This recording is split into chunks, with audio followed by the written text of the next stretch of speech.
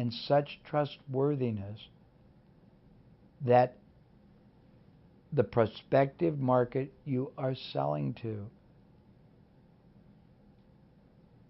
totally and absolutely embraces and accepts what you're saying. And they trust you enough to take action. So you have to become masterful at marketing. You have to understand selling. Ironically, within these two categories, marketing and selling, there is a bridge that you have to not even master, because it's a natural element within the human being, but most people in certain cultures don't really understand it, and it's trust building. There are 13 characteristics to trust building, and I will share with you all of them. Again, I'm not trying to tease you, but they're too important to just give you a little bit. I'll go through every one of them, and we will do them in a way that truly and clearly shows you how to possess the absolute most powerful level of trust with everyone you deal with. Now, why would you want that? Let me tell you why. A very good friend of mine who was a partner with Stephen R. Covey, who wrote The 7 Habits of Highly Effective People, and who is still a partner with Stephen M. R. Covey, who together they wrote 2 books about trust building, did research. And what they found was that individuals and companies that enjoyed maximum trust with their marketplace, with their team, with their vendors, with their community, performed 300% higher, more profitably, more predictably than people who didn't. So, first of all, knowing how and living in what we call a maximum trust sort of an environment where your mind, your heart, your soul, your communications convey and establish maximum trust at all times is vital for maximum success. It also is very liberating because it's a wonderful way to connect with people. And in many cultures, it's great advantage giving because cultures tend to be very private and very withheld. And the more trust you can create with your prospective marketplace, buyers, with the people you're working with, either your team members, your employees, your partners, your skill providers, with your vendors, the faster they will work for you, the more they will do for you, the faster people will buy from you, the more loyal they'll be to you, the more they'll come back and repurchase, the better vendors will be with you, the more liberal they'll be in giving you flexible terms. Trust building is very essential. So, marketing, selling, trust building. Now you have to be great at lead generating and conversion. What does that mean? It means knowing how to go and target the best market sources which represent the highest probability of buyers for you, knowing once you've identified that source. And why would you want to do that, by the way? Because why would you want to go to a bad source of low probability buyers if there's a source of high probability buyers? So you want to, first of all, learn how to target the best sources. And because they could be anywhere, it could be a list, it could be a magazine, it could be an organization, it could be a category online, it could be a community, online community, it could be of specialized buyers. Once you learn how to identify the source, then you've got to learn the best way to target them and to generate the prospective lead. What does that mean? It means the ability to get the right targeted audience to want to start a meaningful relationship with you. And a meaningful relationship is a general word because it'll mean different things to different people. For some people, it will mean just starting to receive their educational material because you have an intangible product or service that takes a long time to sell.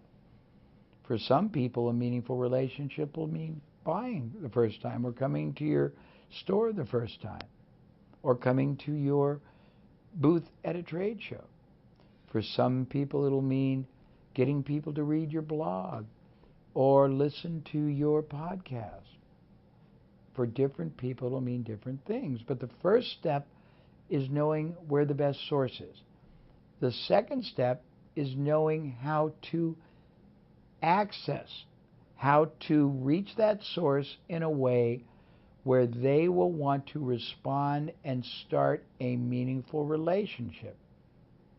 The next step, depending on your definition of a meaningful relationship, and I'm sorry that I can't give you one definition because depending on the business you're in, the product or service, the market you are sourcing and targeting, it's a different meaning to different people. Then you've got to become masterful at converting, at moving that person from a meaningful starting relationship to a meaningful buying relationship. And each of these have different elements. None of them are as hard as they sound. All of them take understanding and explanation and education, and each of them really could deserve a full module.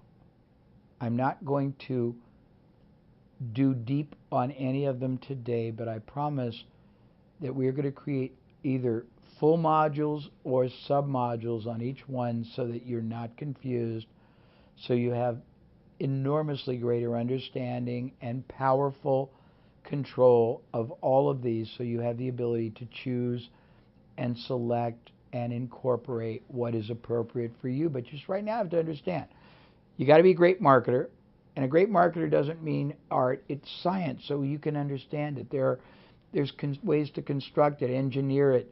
There are proven ways, and if you do it reasonably well, you will be very, very successful. You've got to become a masterful sales and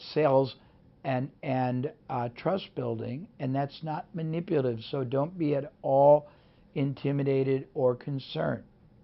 You've got to be masterful at targeting the right source, at moving that source to want to take action to have a meaningful relationship. You've got to become masterful at turning the first level of meaningful relationship into meaningful purchase. And then you've got to become masterful at knowing how to sustain and continue that purchasing relationship so that the investment you have made in targeting them, in moving them to a starting relationship, pays dividends and profits over and over and over again to you for an enormous period of time. You do that by understanding the power and the driving principles of marketing, which I will share in a module, of trust building, which I will share in a module, of qualitative advisory consultative selling, which I will share in a module, of targeting source, of stimulating and motivating the right, most probable source to want to have a meaningful starting relationship, of moving them to an ongoing relationship. And then you've got to learn the art of what is called upselling and downselling. What does that mean? It means that all buyers are not the same, and all buyers' needs, requirements, and desires are not the same. So if you treat them all the same, you are doing them a disservice and you are doing yourself a disservice. Why? Because some people are going to want more quality, more quantity, more combinations. Some are going to want more but can't afford more, so they're going to want to start with less. You have to understand that there are different stratas up and down the buying process that you have to make available, because different people are at different points of progression, of desire, or of ability. And ability can mean the financial ability to pay or the consumption ability to consume. I may not be ready for a full course on change management, but I may be ready for a book and a video that gives me the foundation and the fundamentals.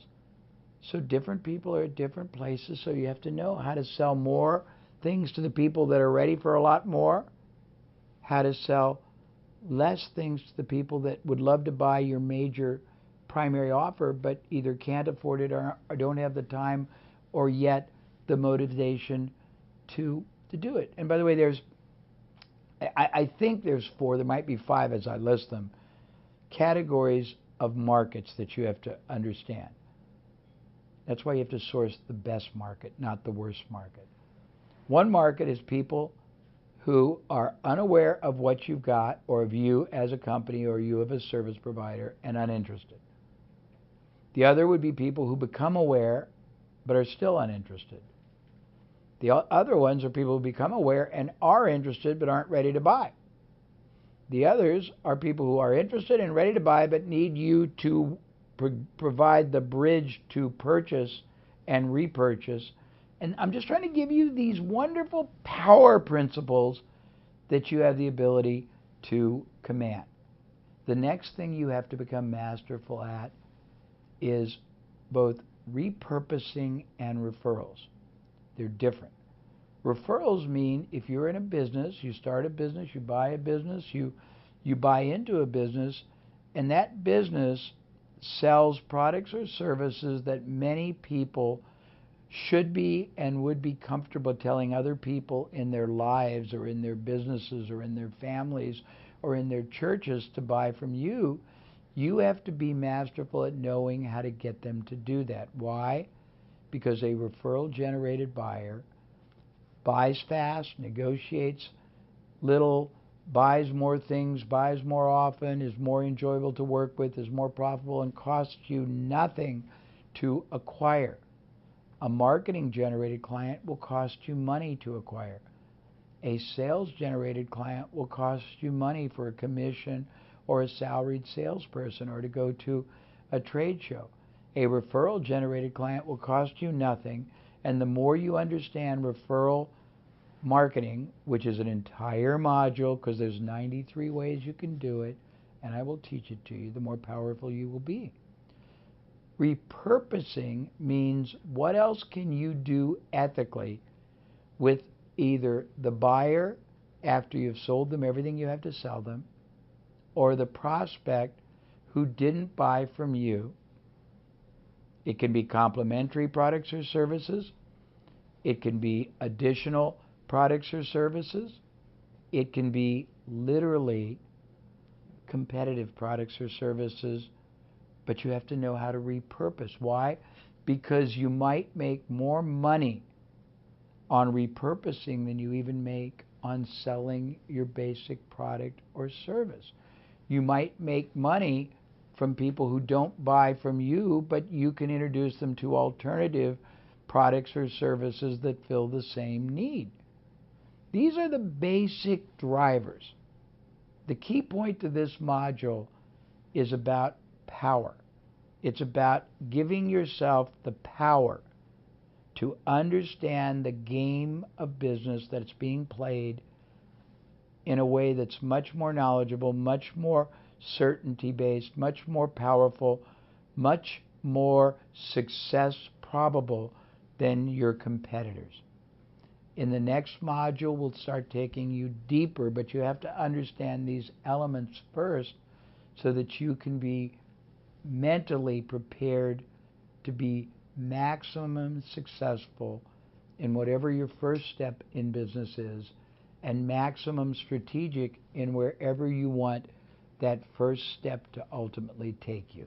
I hope you've enjoyed this. It was not intended to confuse you. It was intended to liberate you and get you excited.